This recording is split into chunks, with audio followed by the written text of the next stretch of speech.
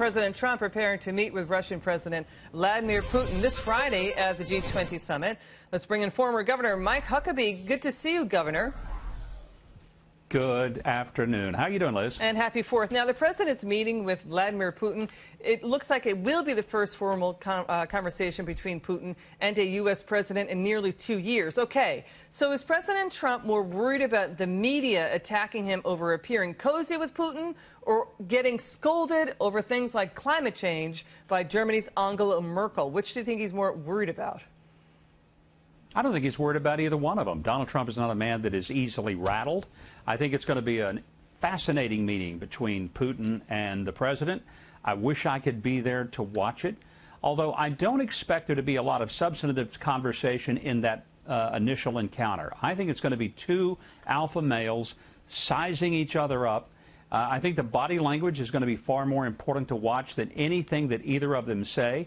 But this is going to be an interesting contrast between Donald Trump, who's kind of like the Muhammad Ali, who likes to use a lot of hyperbole. He goes into the ring with a lot of bravado. And then there's Putin, who, in public anyway, always kind of is self-depreciating, sort of dismissive that he or the Russian government would be involved in anything nefarious. So I think it's going to be a fascinating meeting. But as far as will there be some big agreement, probably not. You know, to your point, Governor, President Obama, the red line in the sand shifted over Syria. The red line in the sand over Russia, invading Crimea shifted. The red line in the sand over Russian hacking into certain states' electoral systems shifted. But President Obama really didn't have a red line in the sand. So it looks like President Trump, he's a tough guy in negotiations, and he does want ISIS cornered and on the run, and that's now happening. Do you think the focus will shift? That they have common ground on ISIS and terrorism? I think there is common ground there, and both the Russians and the United States clearly know that one of their greatest threats, and the greatest threats really to the world, is radical Islam. So that's an area on which they can agree, they can have a good conversation. I do think that when Putin looks at Trump, it's very different than he looked at President Obama. I don't think he took Obama seriously because Obama never followed through with the things that he said he was going to do. And his big deal about meddling was him to look over there and say, y'all cut that out. I mean, that was really bold, wasn't it? And so I don't think Putin ever really took Obama's threats or his comments all that seriously. I think with President Trump, it's not that he just maybe takes them more seriously. He just doesn't know what Donald Trump's going to do, and that scares him just enough that he's intrigued by it. So I don't think he's going to go in there just shrugging his shoulders and saying, no, I'm not worried about this guy. I think he may be worried that Trump just might, light up one of his airfields somewhere, like he did in Syria. Right, because he does have that red line in the sand over chemical weapons, yeah. Right? So you could see, do you think Putin's going to bring that up? I think he could. He may say, how come you put those 59 Tomahawks down on the runway? And I think at that point, the president's going to look at him and say, Mr. Putin, if you continue to support a regime like Syria that uses chemical weapons, it's only going to get worse. I suggest that you might decide you can pick better friends than that. All right, So, I mean, I think both of these guys are going to be pretty blunt with each other, but I don't expect it in this first meeting. I think this is all for sort of getting to know you. This is the first date. But this is a long way from, getting it beyond that. The first date. Well, remember, let's call it this way. This is just lunch. Okay, there you go. And remember, Putin wouldn't come out to that meeting with Rex Tillerson not too long ago. But let's get to Angela Merkel. They're expected to clash. Angela Merkel has already said she does not like President Trump's winners and losers approach. Angela Merkel has said it is a tremendous mistake to think answers can be solved by isolationism and protectionism. We expect clashes over climate change differences here, including the Paris Treaty. What are your thoughts about Angela Merkel and President Trump? President Trump just landed in Poland a few minutes ago. It's late at night there, and I'm convinced it'll take half a baby aspirin for the president even to sleep tonight, worried about what Angela Merkel has said about him. The point is, I don't think he's really that concerned that she's upset with what he's doing. I think he's more just frustrated that she continues to have open borders in Germany. It's proved to be disastrous.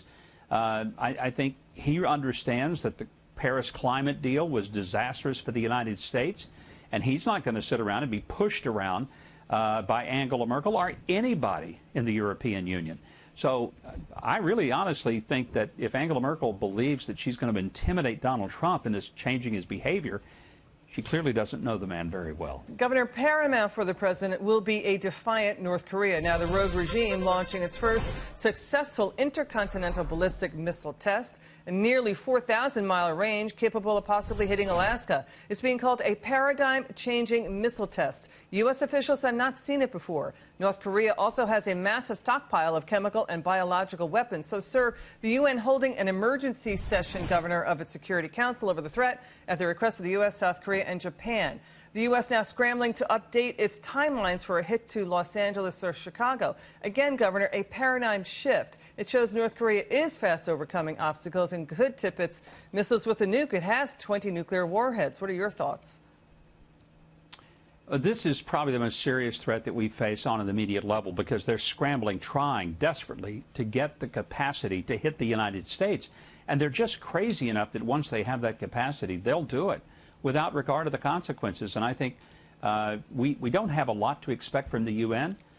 Nikki Haley, I thought, did a great job today of making very clear that this has to be taken more seriously than it has in the past. But I really believe former Ambassador John Bolton has the right idea. There's nothing that's going to make this better short of a reunification of the Koreas and just putting an end to this madman's leadership of North Korea.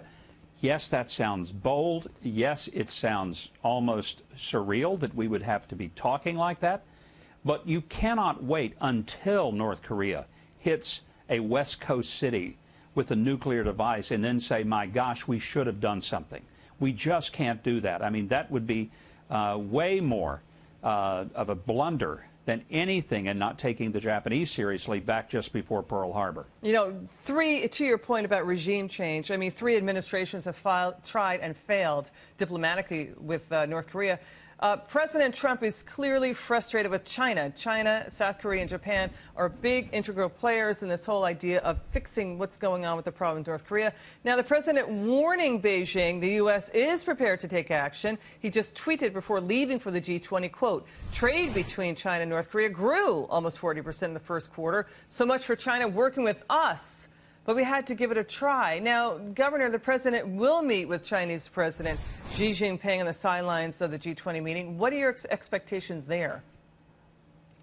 I think it's going to be a pretty blunt meeting, and I would expect that the president's going to push back hard and kind of remind him, look, we had a good relationship when we had that dinner down in Miami, but we're expecting China to be the big boy over there in the Orient and prove that you can help stop this incredible threat of Kim Jong-un. I think he's going to put some real pressure on China. And China has at some point got to understand that trading with North Korea is not nearly as valuable as trading with the United States and the rest of the civilized world.